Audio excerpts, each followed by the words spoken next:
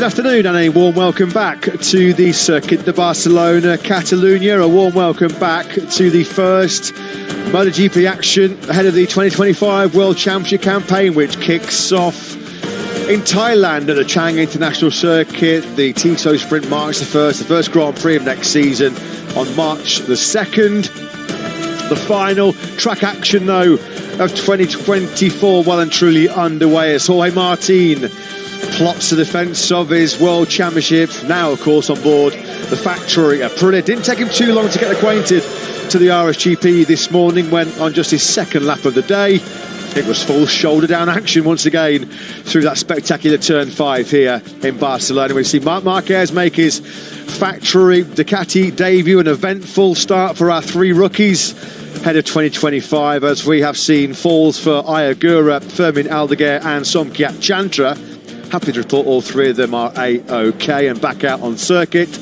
These are live pictures now as you join former MotoGP World Champion Pecco Bagnaia out on circuit at the moment. There's only Bagnaia, Jack Miller of course now on the Pramac Yamaha, and Enea Bastianini, Bagnaia's former teammate, now at Tech 3 KTM. There are only three riders that are back early from the lunch break. As we resume our live coverage then, we're going to be on air now for about 3 hours and 20 minutes time under the beautiful clear blue skies here in Catalunya, just as it was this morning. Matt Burton Lewis still to be in the commentary box, Simon Crayfar and Jack Appleyard in pit lane. Bit of a timetable for you at home watching. Hope you've enjoyed the coverage so far. In about 15 minutes time we're going to be joined by injured Pertamina Enduro VR46 racing team rider Fabio Di Gianantonio. Looking forward to that little chat with Digia.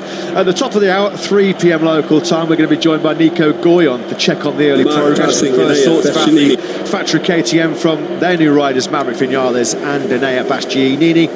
And then our final special guest, we might be able to slot in maybe one more, but we are due to be joined at 4 p.m. local time. What a 2025 lies ahead for the factory Aprilia team as they welcome the new world champion. Aprilia Racing CEO Massimo Rivola due to join us at 4 p.m. local time. So plenty to look forward to then at the final action of this 2024 year in MotoGP. It was a special 75th anniversary season. It was a season that delivered some spectacular action, and ultimately it was Jorge Martin's third place here 2 days ago in Barcelona that saw him wrestle the number one plate away from the rider we're looking at now live inside the factory. And from Alex Marquez's point of view, that's 4.5 tenths quicker than he went at any stage in the Solidarity Grand Prix of Barcelona. Alex Marquez, of course, now onto the deck from Marc Marquez. Maverick Vinales, who was up in 4th about an hour or so ago. Brad Binder, Miguel Oliveira, one of the standout names that lifted himself up the order as well. Oliveira on his Pramac Yamaha debut, he's straight up into the top 10. Yeah, good job that, isn't it, by the Portuguese rider. Low 140s for him. Here is Somkiat Chantra then, kicking off next year at the Chang International Circuit. That will be the hottest ticket in town, won't it, in the first weekend of March. Expect that one to be a sellout as Chantra makes history.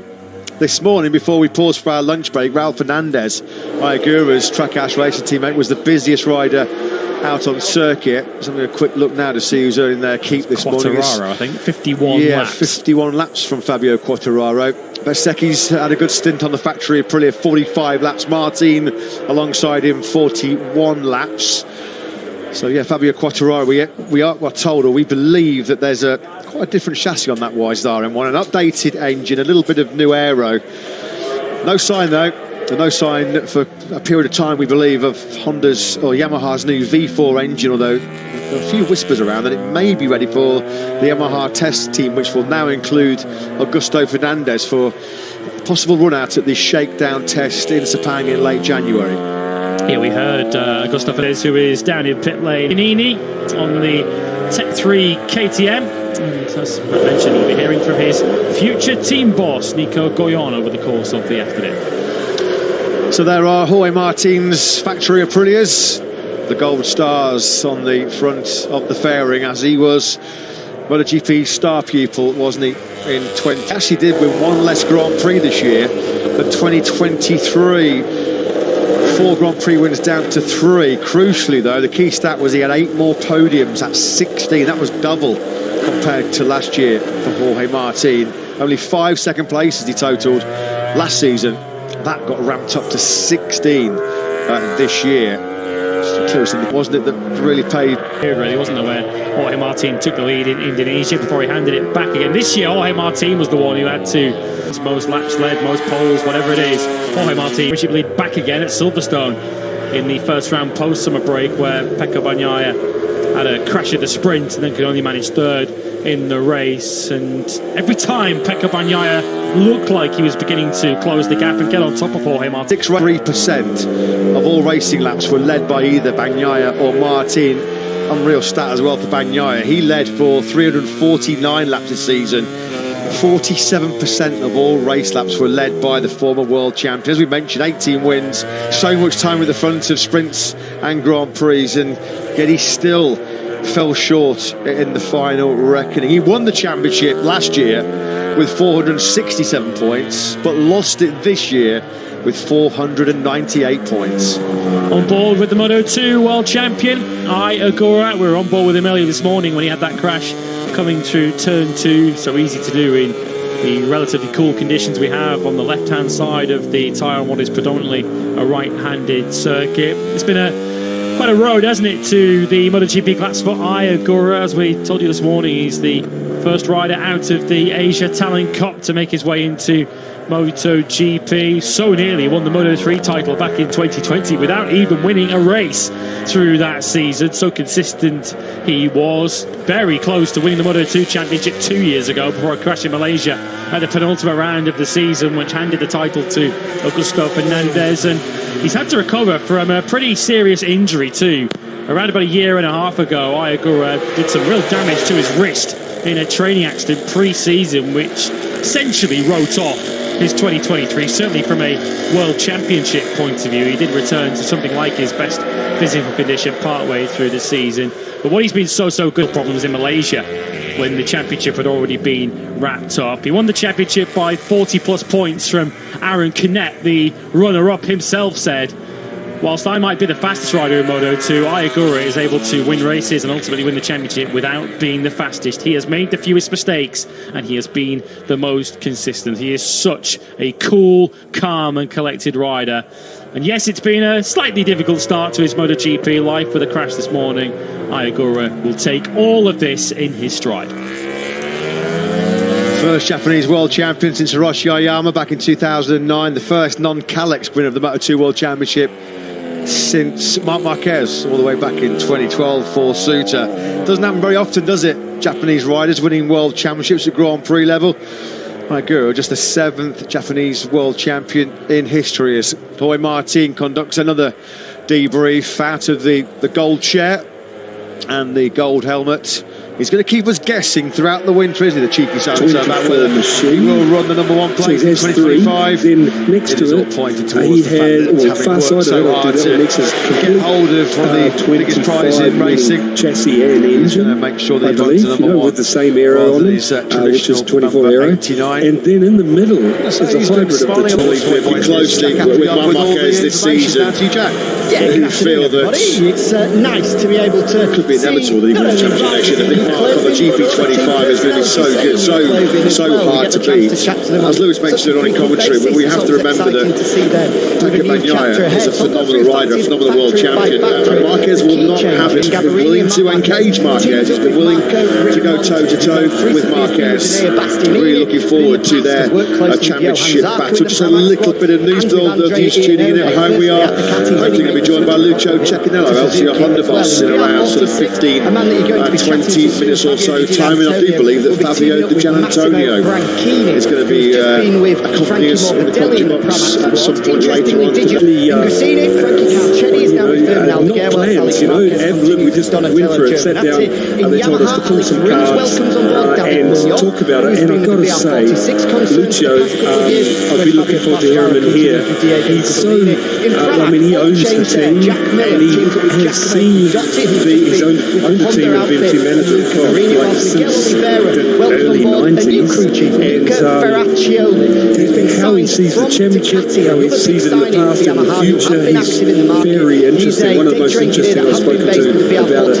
Really, I suppose being a team owner, it's not a manager. It's not the same as being a team manager in a factory team where your kind of role is more restricted. You've got to look at it from a wider view as a team owner. And yeah, super interesting. Yeah, 2006 was the first time that LCR moved into the MotoGP World Championship. They started with a young Aussie kid, Casey Stoner. Apparently it was Marc Marquez that has taken the place of Enea Bastianini inside the factory of the Categories next year. And unfortunately, as far as the beast concerns, it was in our season finale a couple of days ago that Marc Marquez also took away third place overall in the World Championship. Marquez finishing his first season with Ducati, second in that Grand Prix, which did move him in the final reckoning 6 points clear. Bastianini second to that pretty miserable farewell to Ducati, 7th place, and a few choice words of what you have for a late Spargo after the race Thursday. He wasn't happy at a beast at all, was he? Yeah, that's a feud that certainly carried on past the checkered flag. Bastianini not too impressed with what he perceived was Leite Spargo not exactly out there racing for himself on the Sunday. He was, I guess, in his words, disappointed that Leite Spargo in his final Grand Prix spent most of it trying to help Jorge Martin, or certainly that was how Enea Bastianini saw it. Leite Spargo did in the end finish. You know, so why didn't Enea beat me, you know, on a GP24? So, yeah, fair comment. Yeah, that was coming from Leite Spargo has started the new adventure in his Grand Prix career. Of course he has stepped away, announced back here in his home Grand Prix in May in a very emotional press conference that he pictures on social media. He's gone for a very much a Japanese theme. Japanese set of leathers is being worn by Leite Spargo. Now I know Leice owns a couple of Japanese restaurants up in Angasay. That's Just from their point of view, with all due respect to Jorge Martin, clearly there